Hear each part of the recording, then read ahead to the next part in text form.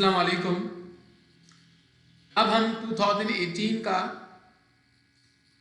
Question number 2 solve कर रहे हैं। मैट्रिक क्लास के प्रिंसिपल्स ऑफ अकाउंटिंग के पेपर 2 का क्वेश्चन नंबर 2 2018 से हम देख रहे हैं। इसके अंदर इन्होंने हमें कहा है कि जो अल्फा एंड कंपनी है उसने 10 जेल एक्सपेंडिचर इनकर किए हैं प्लांट एक्सटेंशन के वक्त। अब हमें क्या करना है, हमें ये बताना है कि टोटल कैपिटल एक्सपेंडिचर का टोटल कितना है, कैपिटल एक्सपेंडिचर का टोटल कितना है, या रेवेन्यू एक्सपेंडिचर का टोटल कितना है। या तो हम तमाम कैपिटल एक्सपेंडिचर्स को टोटल करके बता दें या फिर हम तमाम रेवेन्यू एक्सपेंडिचर को टोटल करके बता दें।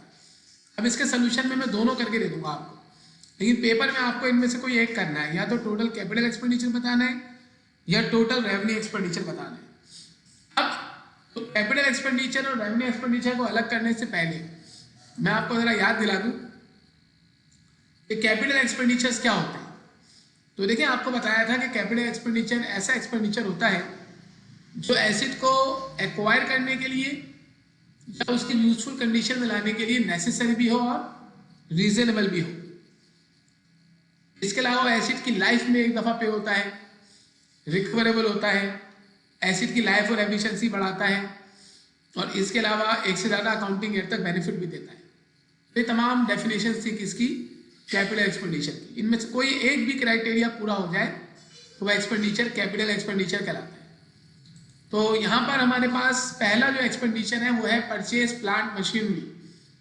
तो आप देखें, जब आप प्लांट मशीनरी परचेज करेंगे तो प्लांट मशीनरी आपको एक से ज़्यादा अकाउंटिंग ईयर तक बेनिफिट देगी, और जो भी एक्सपेंडिचर एक से ज़्यादा अकाउंटिंग ईयर तक बेनिफिट दे वो कैपिटल एक्सपेंडिचर होता है।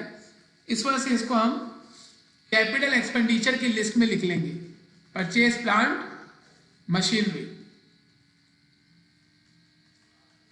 और परचेज प्लांट एंड मशीनरी का जो अमाउंट है वो 10 लाख है, वो आप लिख लेंगे आप। इसके बाद ये बोल रहा है इंश्योरेंस फॉर द मशीन। देखिए, इंश्योरेंस अगर सिर्फ इंश्योरेंस लिख देना वो तो उसके कहने का मतलब होता है फायर इंश्योरेंस। तो एसिड की एसिड को यूजफुल कंडीशन में लाने के बाद की पेमेंट होती है, और ये एसिड की ना लाइफ और एफिशिएंसी बढ़ाती है ना एक से ज़्यादा अकाउंटिंग ईयर तक बेनिफिट देती है। हर ईयर का फायर इंश्योरेंस आपको सेपरेटली पे करना पड़ता है। इस वजह से फायर इंश्योरेंस एक से ज़्यादा अकाउंटिंग ईयर भी पे हो रहा होता है।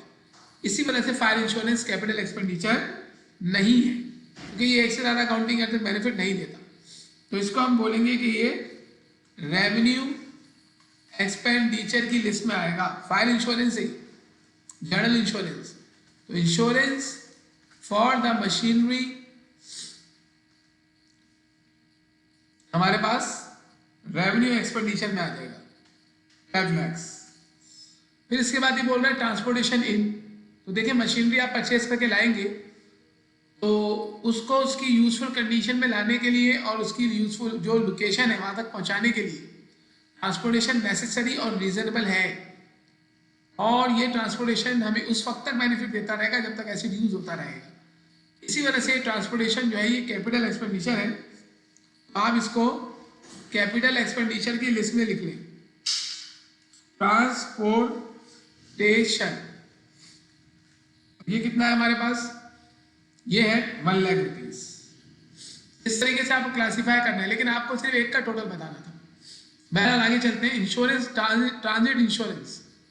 तो बिजनेस में जो आप कोई एसिड परचेज करके लाते हैं फिक्स एसिड, तो जो रास्ते का इंश्योरेंस होता है वो एसिड को यूजफुल कंडीशन में लाने के लिए नेसेसरी और रीजनेबल एज्यूम किया जाता है, और वो तमाम एक्सपेंडिचर जो नेसेसरी और रीजनेबल होते हैं वो कैपिटल एक्सपेंडिचर होते हैं।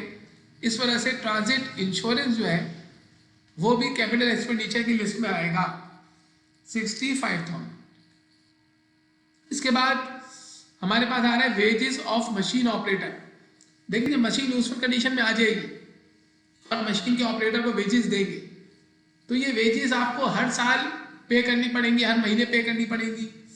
तो ये मशीन की कॉस्ट में ऐड नहीं होगी, ये कैपिटल एक्सपेंडिचर नहीं है, क्योंकि ना ही एसिड की लाइफ और एफिशिएंसी बढ़ाएगा, ना एसिड को यूजफुल कंडीशन में लाने के लिए नेसेसरी है कि मशीन ऑपरेटर को वेजेस दी जाए। हम क्या कहेंगे कि वेजेस फॉर मशीन ऑपरेटर जो है ये रेवेन्यू एक्सपेंडिचर है। ये जिस साल पे किया जाएगा उसी साल हमें बेनिफिट दे देगा। तो इसी वजह से हम बोल देंगे कि wages of machine operator revenue expenditure में आएगा, और रेवेन्यू एक्सपेंडिचर हमारा कितना हो गया 25,000 मजीद आ गया। फिर ये बोल रहा है कस्टम ड्यूटी, तो कस्टम ड्यूटी मतलब बॉर्डर पर आप टैक्स दे रहे हैं, तो ये कस्टम ड्यूटी भी कैपिटल एक्सपेंडिचर है, क्योंकि ये एसिड को यूजफुल कंडीशन में लाने के लिए और उसको एक्वायर करने के लिए नेसेसरी और रीजनेबल है। आप एसिड कॉस्ट में इसको ऐड करेंगे। Labour charges for loading unloading, ये भी कैपिटल एक्सपेंडिचर है, क्योंकि ये एसिड को यूजफुल कंडीशन में लाने के लिए और हासिल करने के लिए नेसेसरी और रीजनेबल है, ये एसिड की कॉस्ट में ऐड होगा। लेबर चार्जेस है ये, तो लेबर चार्जेस जो है वो कैपिटल एक्सपेंडिचर ही होते हैं, जो एसिड को लाने के लिए यूजफुल कंडीशन में लाने के लिए नेसेसरी और रीजनेबल होते हैं। तो ये कितने हमारे पास 15,000 रुपीज। इसके बाद रिपेयर एक्सपेंस, देखिए रिपेयर एक्सपेंस जो होता है, पहली बात है कि रिपेयर एक्सपेंस जो है वो आप पे कर रहे हैं इस वजह से कि जो एसिड है उसका कोई पार्ट टूट गया था, आपकी निग्लिजेंस की वजह से ऐसा हुआ, तो वो जो पार्ट आप रिप्लेस कर रहे हैं वो एसिड को एक्वायर करने के लिए नेसेसरी तो है लेकिन रीजनेबल नहीं है। और दूसरा रिपेयर, जब जब रिपेयर होगा उस वक्त आप रिपेयर करवाएंगे, हर साल रिपेयर करवाना पड़ेगा। ये रिपेयर जो है ये आपका रेवेन्यू एक्सपेंडिचर होता है, ये एसिड कॉस्ट में ऐड नहीं होता।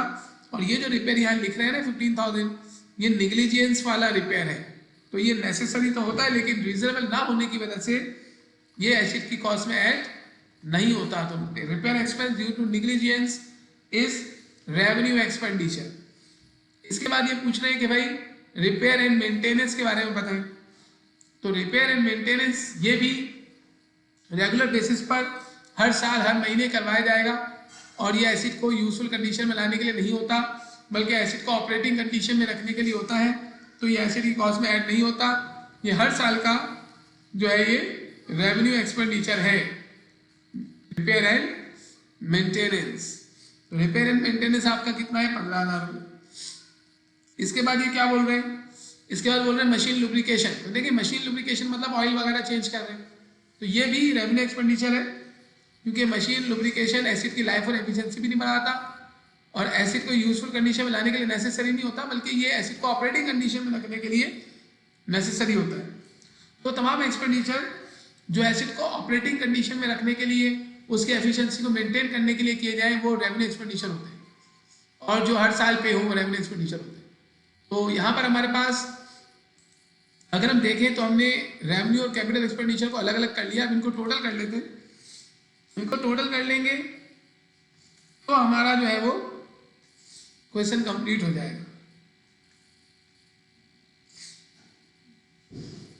तो देखिए हमारे पास टोटल क्या आ रहा है कैपिटल एक्सपेंडिचर का।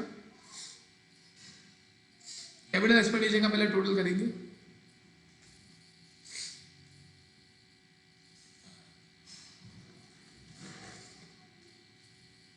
तो ये टोटल आ गया हमारा 12 lakh rupees. This is total capital expenditure. यहां पर हम रेवेन्यू एक्सपेंडिचर का टोटल कर लेते हैं।